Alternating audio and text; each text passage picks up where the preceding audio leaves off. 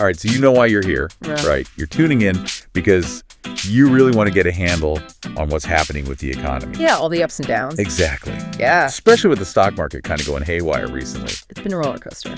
It really has. And there's so much noise out there, so much chatter. Hard to know what to believe. It really is. So we're here to cut through all of that noise and give you a clearer picture of what's going on. That's the goal. So today we're going to zero in on these market swings we've been seeing. Big swings. Yeah. And how Treasury Secretary Scott Bessent is looking at them. We've got his actual statements right here. Primary sources. Exactly. And we'll put those into the context of President Trump's broader economic policies. Because you can't really understand one without the other, right? Exactly. That's what we're here to do. So really our mission today is to figure out what's driving these recent dips in the market and what is Secretary Bessent's level of concern. Or maybe even more accurately, his lack of concern. Right. That's what we're going to find out. It's interesting, isn't it? It is.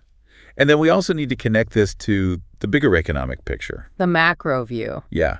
Like, what about these tariffs we keep hearing about? Oh, those are definitely playing a role. And what could the long-term impacts of all of this be? We've got a lot to cover. So let's just jump right in. Okay. So our sources are pointing to multiple dips in the market. No, just one. No, not at all. And a pretty serious sell-off. It wasn't just a little blip on a radar. Yeah, that's a really good point. It was definitely a noticeable downward trend. Exactly. And it looks like these market dips are happening for a reason. Definitely not random. No.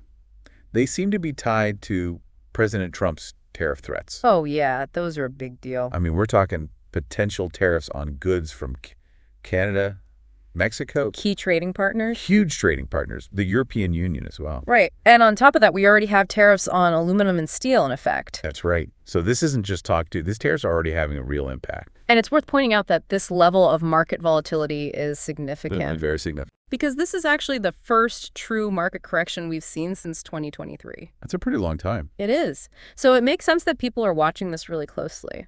I'd say so. Yeah. Okay, so amidst all this market turmoil, we've got Treasury Secretary Bessent saying he's not worried. Not at all. Not even a little bit. Yeah. Which, might seem a little strange. Given everything we just talked about. Yeah, exactly.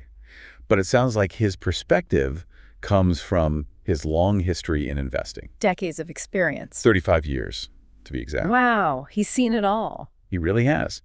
And he's arguing that these corrections are actually healthy for the market. A necessary part of the cycle. He even said they're normal. Not something to panic about. Right. So he's not viewing this as a sign that everything is falling apart. More like a natural adjustment. And his reasoning for this is actually pretty interesting. Lay it on me. Well, he draws this comparison to times when the market gets overly optimistic. Euphoric, he called it? Yeah, euphoric markets. Yeah.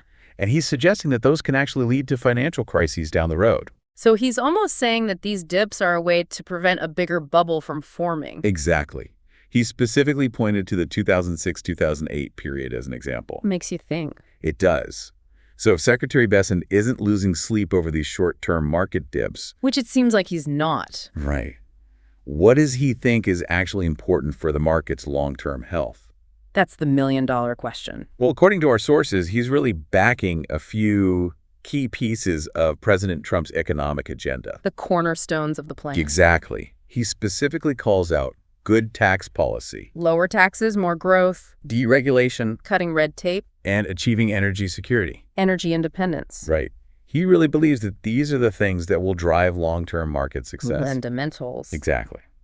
Now, we also can't forget about those reciprocal tariffs that are scheduled to start on April 2nd. Oh, yeah, those are looming. They are. And they could definitely shake things up even more. No doubt. So Bessent laid out two possible scenarios for how those tariffs could play out. Okay, what are they? Well, in the first scenario, other countries respond by lowering their own trade barriers. So a more open global market. Exactly.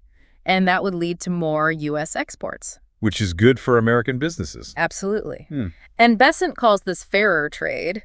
He's basically arguing that while we've had free trade for a long time, it hasn't always been a level playing field. Interesting. Okay, so that's scenario one.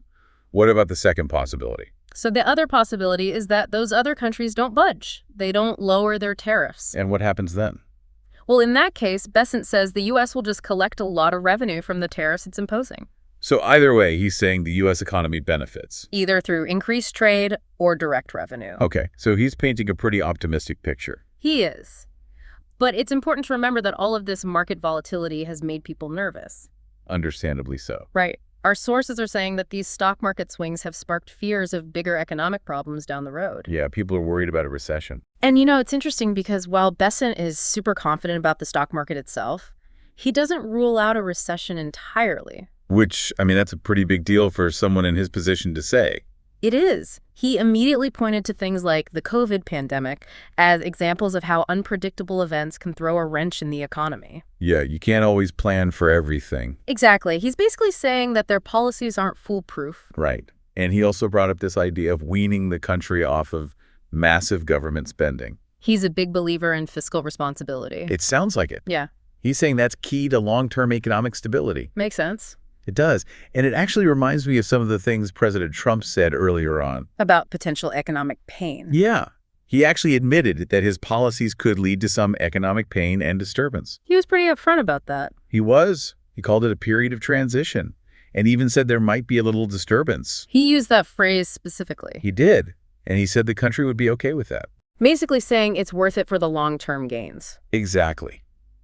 But more recently, his tone has shifted a bit. How so?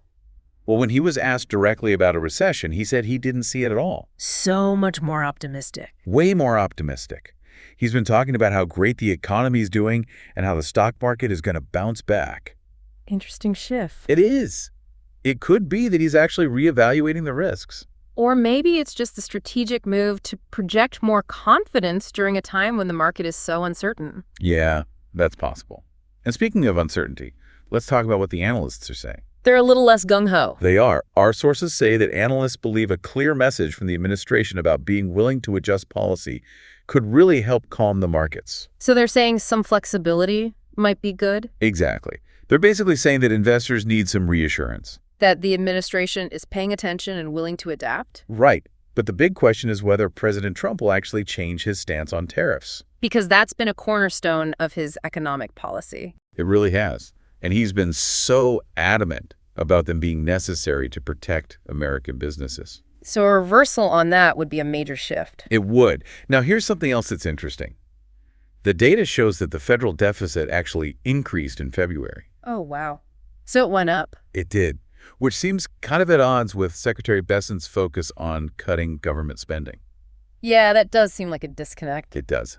But Bessent argues that the administration's actions are necessary to prevent a future crisis. Like a bigger economic meltdown. Right. He's saying they're trying to reset the economy and put it on a more sustainable path. So he's thinking long-term. Very long-term. He's saying that some short-term pain might be unavoidable to achieve those long-term goals. Okay, so let's talk about what the analysts are predicting for the future. Let's do it. They've got some projections for the S&P 500 by the end of 2025. Always interesting to look into the crystal ball. And it sounds like they're considering a pretty wide range of possibilities. From really good to pretty bad. Exactly. So in a positive scenario, they're saying the S&P 500 could climb to 6,800. Wow, that would be a big jump from where it is now. It would. But they're also looking at a less optimistic scenario. That's the bad news. Well, they're talking about the possibility of stagflation. Slow growth and high inflation. Yeah, not a good combination. And if that happens, they're saying the S&P 500 could drop to 5,200. That's lower than when President Trump was elected. It is, which is pretty striking. That's a big potential downside. It is.